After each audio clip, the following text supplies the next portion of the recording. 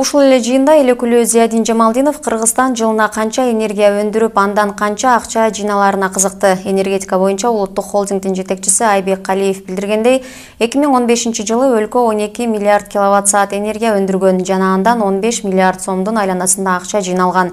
Бирок сатуудан түшкөн акча тармактын чыгымдарын жаппай турганын Калиев белгиледи. Мындай шартта КСА-миң долбоорундагы милдеттенмелерди кантип аткарабыз деп суроо салды депутат Зиядин Жамалдинов.